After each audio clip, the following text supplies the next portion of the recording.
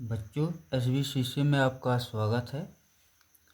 आज हम बहुविकल्पी प्रश्न को करेंगे। पहला प्रश्न है, यदि 65 और 117 के HCF को 65 m माइनस 117 के रूप में व्यक्त किया जा सके तो m का मान यह है। विकल्प 4 होगा, 2 होगा, 1 होगा या 3। अब हम सवाल इसको करेंगे 65 117 का अभाज्य खंड करेंगे। इसके बाद देखेंगे इसका HCF जो होगा वह इसका आंसर हो जाएगा। चलिए 65 का HCF करिए। 65 इसका अभाज्य गुणनखंड कर दीजिए, तोड़ दीजिए इसको जितने खंड में टूट रहा है। 65 को 5 और 13 के रूप में तोड़ दिए। इसका अभाज्य गुणनखंड 65 का 5 और 13। अब 117 रह गया है। अब 117 को तोड़ दीजिए।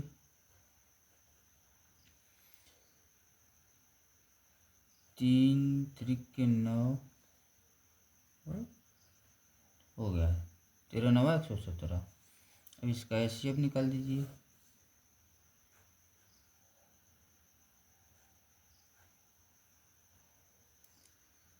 इसका HCF निकालिए। देखिए HCF का मतलब दोनों पदों में क्या कॉमन है।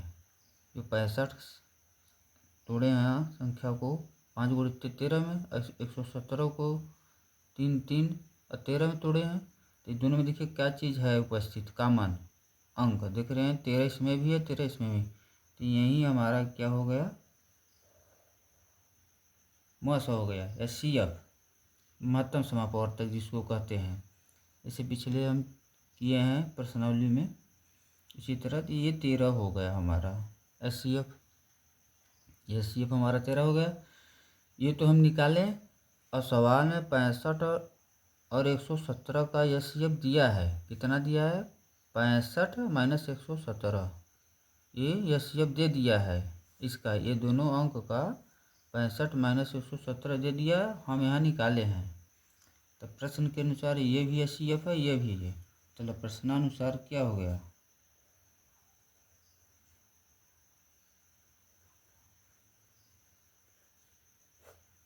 ये प्रश्नानुसार हमारा जो ये इक्वल हो जाएगा।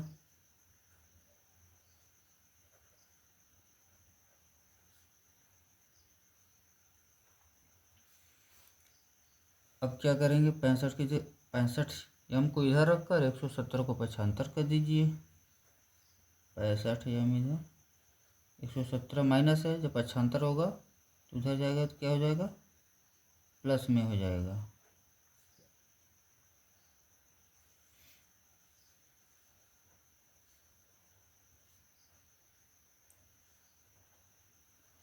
इसको जोड़ लीजिए, ये हो जाएगा 130। जोड़ेंगे, जोड़ लिए। अब आगे चलिए, देखिए इंटू में है 65, इसके साथ गुणित में है तो इधर जाएगा, इसके बटे में हो जाएगा।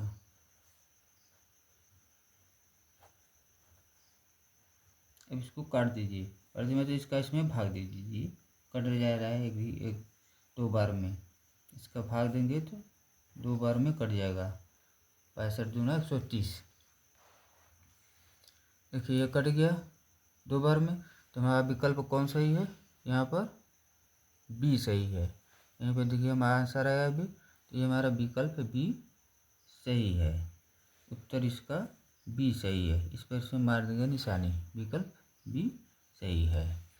यह आपका पहला प्रश्न बहुविकल्पी का हो गया। अब दूसरा प्रश्न करेंगे।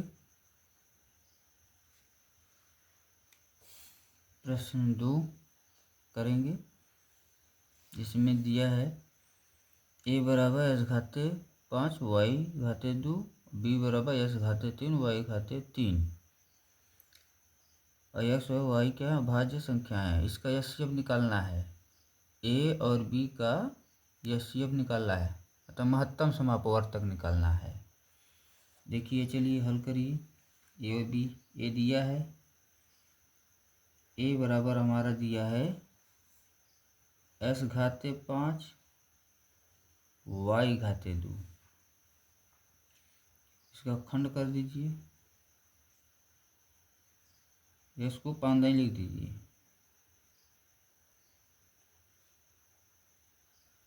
एक दो तीन चार पाँच,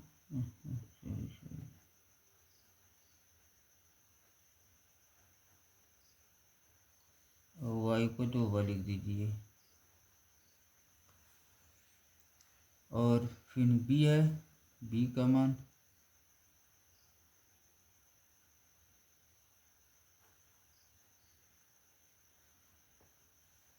b दिया है s⁵3 y⁵3। इसको तोड़ दीजिए।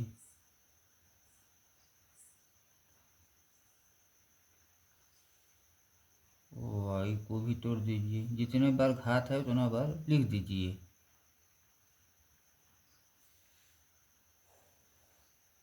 अब इसका एचसीएफ निकाल दीजिए। कारण है एचसीएफ निकाल दीजिए।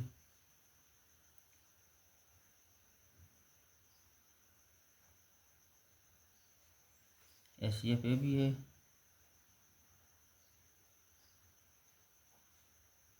देखिए अब इसमें क्या है, क्या कॉमन हो रहा है दोनों में। देखिए इसमें भी x है, इसमें भी x, एक x तो ये भी हो गया। देखिए हो गया।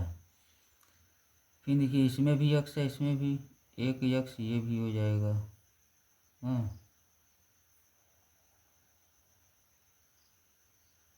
और देखिए इसमें भी है, ये भी हो जाएगा।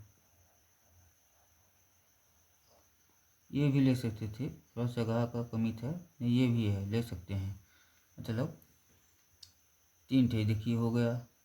अब नहीं है, यदि x लेंगे तो इसमें x नहीं है, नहीं लेंगे। अब इसमें देखिए y है, इसमें भी y है, तो ये भी ले लिया जाएगा। इसमें भी देखिए ये है, तो y इसमें y है नहीं। अब जो दोनों पद में है वही लिख लीजिए। इसमें x एक देखिए x, इसमें भी, ये भी, इसमें भी, तो ये भी हो गया। और y देखिए इसमें भी y है, हो गया। देखिए अब x कट है, 1 2 3 ठे है, तो x के पावर 3, y 2 ठे है, तो y के पावर 2। अब ये मिलाइए, ये हमारा विकल्प कौन मिल रहा है, ये हमारा विकल्प कौन मिल रहा है, यहाँ पर देखिए c मिल रहा है, s⁵3 y⁵2। तो ये हमारा c इसका आंसर हो गया। c मिल रहा है तो c हमारा आंसर हो गया। प्रश्न 2 का बहुविकल्पी है, c इसका सत्य है। प्रश्न 3, दो संख्याओं a और b का एचसीएफ 5 है और उनका एलसीएम 200 है, तब a और b का गुणनफल क्या होगा, 205 कि 1000 कि 200 कि 195। हम सूत्र जानते थे, क्या जानते हैं कि दो संख्याओं का गुणनफल बराबर एलसीएम गुणित एचसीएफ होता है। तो वहीं लिखेंगे सूत्र, चूँकि दो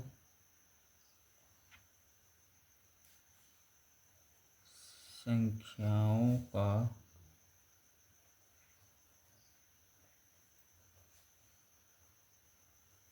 गुणनफल बराबर हमारा क्या होता है, एलसीएम गुणित एचसीएफ गुणित एलसीएम की है, एलसीएम गुणित एचसीएफ, यही होता है। दो संख्याओं का गुणनफल, दो संख्याएं हमारे क्या क्या दिया है, a और b है, तो इनके स्थान पर हो जाएगा a गुणित b बराबर एलसीएम एचसीएफ। देखिए 5 दिया है, तो एचसीएफ की जगह पर हम 5 लिख देंगे और एलसीएम के जगह पर 200 लिख देंगे। तो एलसीएम 200 हो गया। फिर गुणित एस सी एफ हमारा 5 दिया है, ये 5 हो गया। तो इसका आंसर गुणा कर दीजिए, 5 दूनी 10, अरे ये 2 शून्य और 1000। ए बी का गुणनफल 1000, मतलब हमारा विकल्प कौन से है? बी। बी हमारा विकल्प सही है। ये 1000 आया है तो हमारा विकल्प बी सही है। ये क्वेश्चन प्रश्न 3 कंप्लीट। प्रश्न 4 में आ जाइए। प्रश्न 4 में क्या कर रहा है? प्रश्न 4 में कर रहा है 22/7 माइनस पाई। क्या है? एक शून्य कि एक परिमेय संख्या है, कि एक अपरिमेय संख्या, कि एक प्राकृतिक संख्या है। हम जानते हैं कि पाई क्या होती है? एक अपरिमेय संख्या होती है। पाई हमेशा अपरिमेय संख्या होती है, याद रखिए। और पाई में से कुछ घटे या पाई में कुछ जोड़े तो हमेशा क्या होगी? ही परिमेय संख्या होगी। घटाने या जोड़ने पर पाई के वैल्यूएशन पर कोई प्रभाव नहीं पड़ेगा। जो पाई रहेगा पाई ही रहेगा। हाँ, पाई का मान जो होता है हमारा 22/7 होता है। यदि पाई का मान 22/7 रहता तो परिमेय संख्या होती। अगर यदि सिर्फ पाई है तो पाई हमेशा क्या होगी? अपरिमेय संख्या होगी। पाई का मान 22/7 परिमेय होती है, यह ध्यान रखिएगा। हल करिए। लिखेंगे चूंकि पाई एक अपरिमेय संख्या है, क्या याद रखिएगा? पाई अपरिमेय संख्या होती है।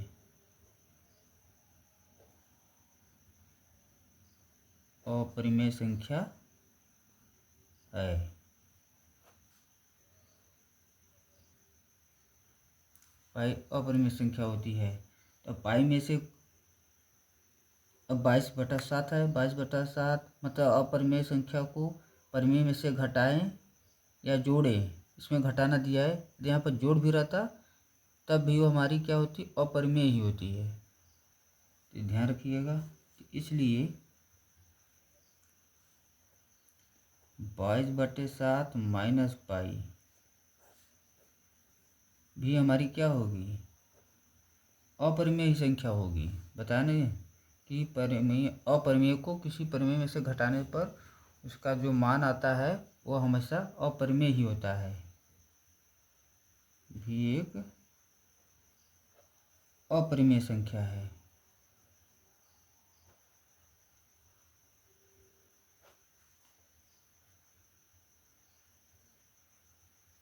संख्या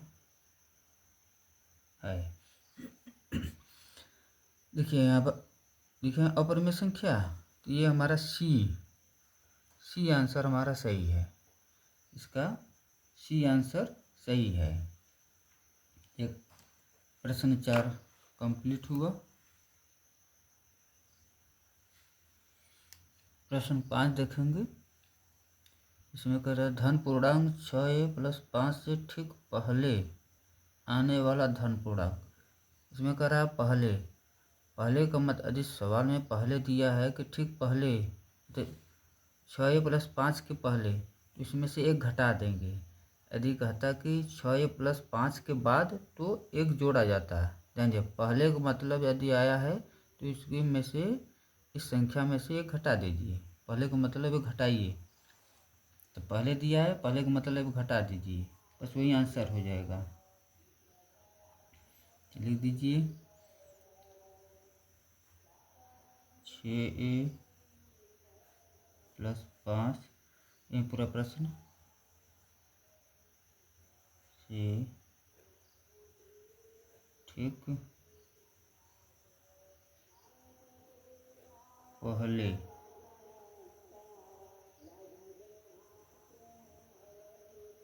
आने वाला धन पूर्णांक, आने वाला धन पूर्णांक। इसमें हट पाएगा नहीं है तो यहाँ पर लिख दीजिए, जगह नहीं है। यहाँ पर लिखने पर हट नहीं पाएगा तो यहाँ पर लिख दे रहे हैं 6 + 5 अब बताएं पहले पहले का मतलब ऋण 1 घट जाएगा,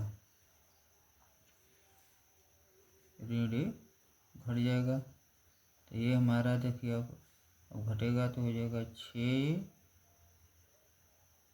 + 5 - 1, और 5 में से घट जाएगा तो हमारा आ जाएगा 6a + 4, 6a + 4 आ गया।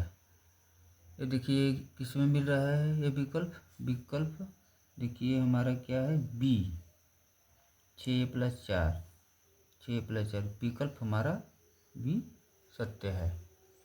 अब प्रश्न 6 आ जाइए। इसमें छोटे छोटे क्वेश्चन हैं, बहुविकल्पी हैं। तो बहुविकल्पी मतलब 1 या 2 लाइन की।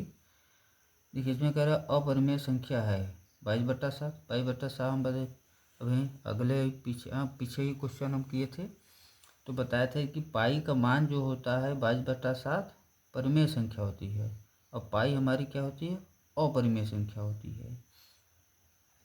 तो इसमें छाटा है कि कौन अपरिमेय है, तो ये हमारा अपरिमेय है, ये भी परिमेय है, ये भी परिमेय है, ये भी परिमेय है। परिमेय क्यों कि जी 5/16 का वर्गमूल निकालेंगे तो 4 होगा, तो 5/4 आ ही जाएगा, जो P/Q के रूप में है। तो ये भी परिमेय हो जाएगा, ये भी परिमेय हो जाएगा।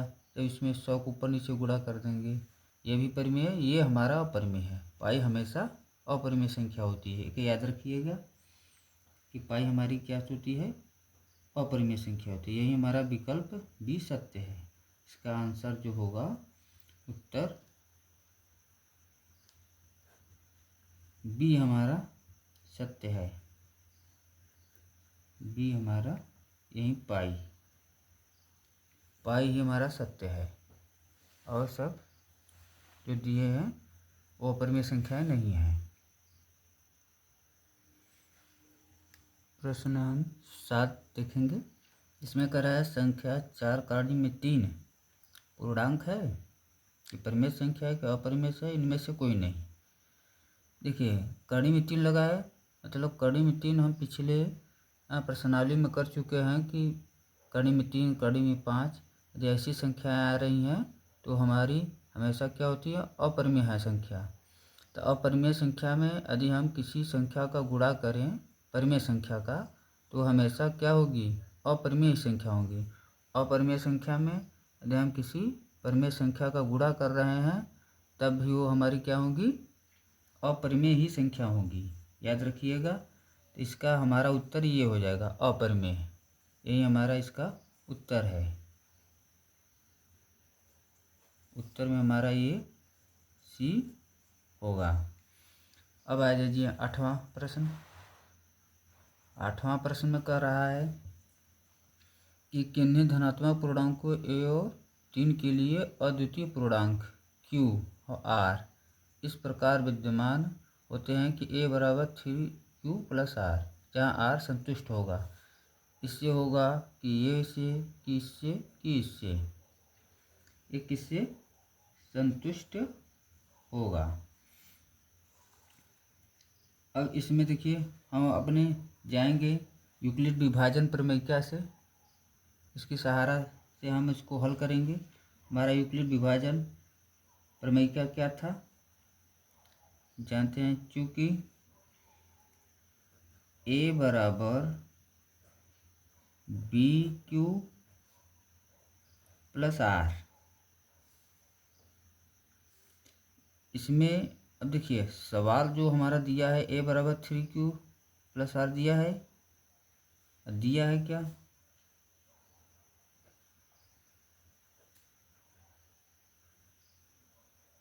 दिया है हमारा A = 3Q + R, ये दिया है। प्रश्न के अनुसार हमारा जो यहाँ B है, B की वैल्यूएशन हमारी क्या है 3 है, B की वैल्यूएशन 3 है। और इसमें कहता है इसमें इसकी R की वैल्यूएशन कितनी होना चाहिए, R किसके बीच में होना चाहिए, R किसके बीच होना चाहिए, ये निश्चित होता है, ये याद रखिएगा। ये निश्चित होता है कि R की वैल्यूएशन किसके बीच में, R की वैल्यूएशन हमारी 0 से देखिए 0 के बराबर या 0 से बड़ा और b से छोटा। b इसमें हमारा क्या है 3 है, देखिए यहाँ b, इसके अनुसार हमारी b क्या है 3 है, b की वैल्यूएशन 3 है।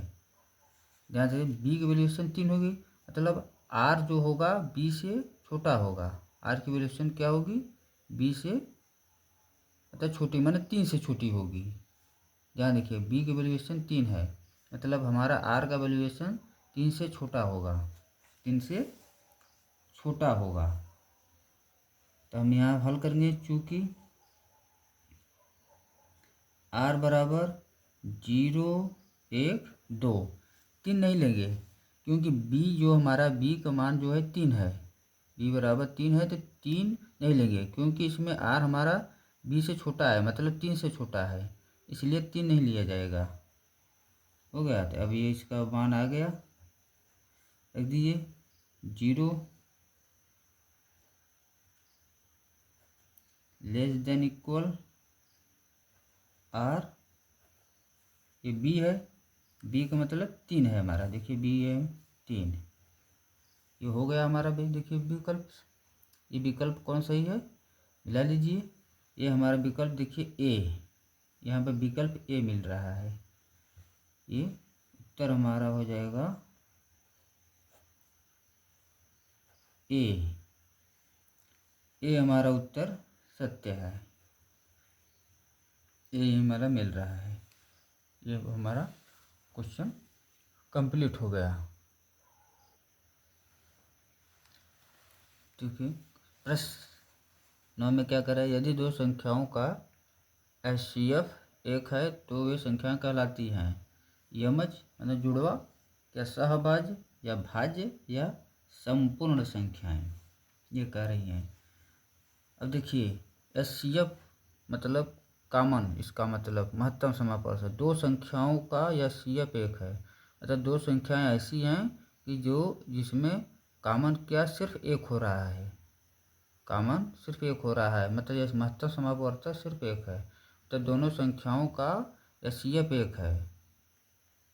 मेरे कहने का मतलब है कि दोनों संख्याओं में एक कॉमन है। जब दोनों संख्याओं में एक कॉमन हो जा रहा है, मतलब जब दोनों संख्याओं में कोई अंक उपस्थित हो तो हमारी क्या हो जाती हैं, सहभाज्य संख्या हो जाती हैं। इसमें एक है मतलब दोनों में है, पहली संख्या में भी और दूसरी संख्या में, कहा ना दो संख्याओं का, मतलब पहली संख्या में भी एक है और दूसरी संख्या में भी एक है, तो दोनों संख्याओं में एक है, HCF का मतलब दोनों संख्या में उपस्थित है। इसका मतलब ये हुआ कि वो सहभाज्य है, जब दोनों संख्याओं में कोई पद कॉमन हो रहा है वहीं तो हमारी सहभाज्य संख्या होती है। याद रखिएगा, इसका उत्तर बी हो जाएगा, इसका उत्तर हमारा बी सत्य है, सहभाज्य है। ध्यान रखिएगा, यह प्रश्न आपका 9वां कंप्लीट हो गया।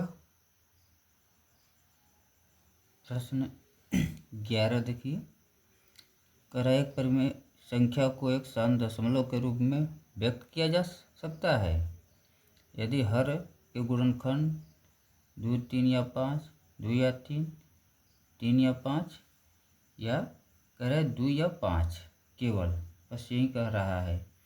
अब इसमें हमें देखिए करना है तो ये क्या होगा, यहाँ पर देखिए शांत दशमलव के निरूपण में करना है, वही शांत दशमलव का रूप में व्यक्त कीजिए या शांत दशमलव निरूपण कीजिए। शांत दशमलव में इसको व्यक्त करना है, हमारे शांत दशमलव व्यक्त करने के लिए क्या होता है, 2 घाते n, हर का जो अभाज्य गुणनखंड होता है वो 2 घाते n इंटू 5 घाते m के रूप का होना चाहिए, या 2 हो या 5 तब भी हो जाएगा। तो हमारा हर का जो अभाज्य गुणनखंड 2 घाते n या 5 घाते m के रूप का होना चाहिए, ये हम जानते हैं, पीछे पढ़ चुके हैं। हर का अभाज्य गुणनखंड 2 घाते n या 5 घाते m के रूप का होना चाहिए, तो यही हमारा विकल्प सही होगा, और सब नहीं, पीछे हम कर चुके हैं, उससे देखकर कर सकते हैं। ध्यान दिए, हर का अभाज्य गुणनखंड हमारा इसमें कह रहा है ना, हर का अभाज्य गुणनखंड, तो शांत दशमलव क्या कन्फ्यूजन तो लिख लीजिए हल।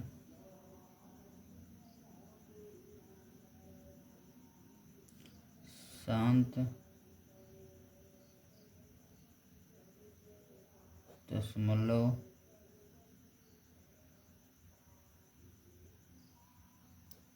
होने के लिए हर का गुणनखंड 2 घाते n इंटू 5 घाते m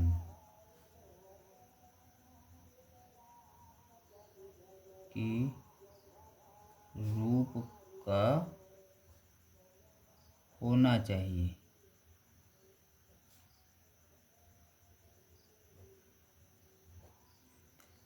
दो घाते n 5, तो यही हमारा देखिए विकल्प सही होगा।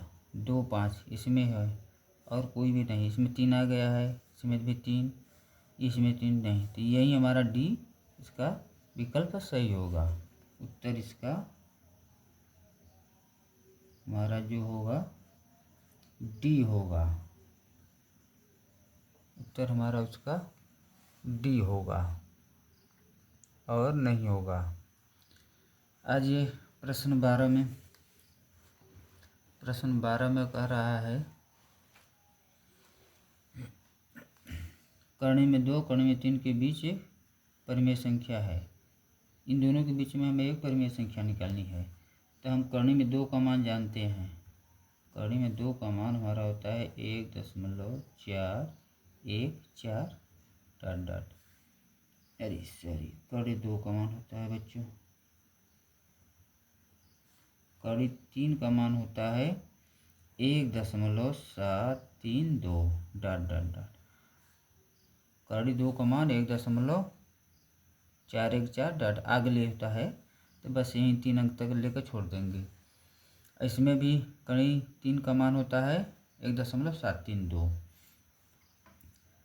इसी के बीच में यदि हम इनको जोड़ेंगे तो इनको ऐड करेंगे तो 3 पॉइंट कुछ समथिंग आ जाएगा। तो जो दशमलव में आएगा उनको छोड़ देंगे, इनको जोड़ेंगे तो देखेंगे 3 पॉइंट कुछ आएगा। तो 3 दशमलव के बाद जो संख्या होगी उसको छोड़ देंगे, क्योंकि हमारा जो आंसर जो दिया है देखिए वो भिन्न में दिया है, पॉइंट में नहीं है। इसलिए हम जब इनको जोड़ेंगे तो दशमलव वाला नहीं लेंगे, सिर्फ इनको जोड़ेंगे तो 3 आएगा। 3 आएगा तो 3 का हम मध्य बिंदु निकाल देंगे। मध्य माने आधा। 3 का जब आधा करेंगे तो 1.5 आएगा। जैसे देखिए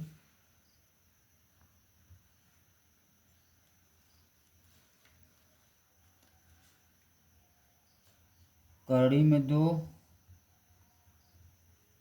और कर्ण में 3 के मध्य एक परिमेय संख्या।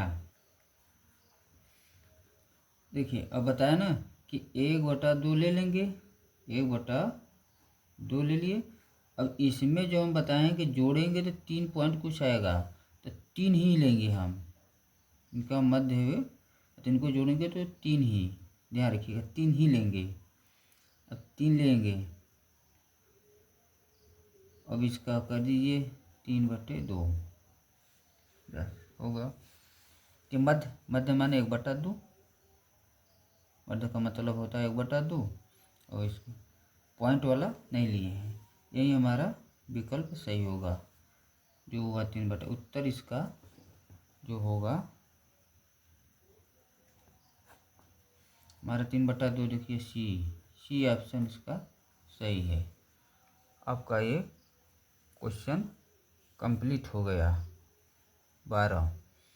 धन्यवाद बच्चों देखने के लिए।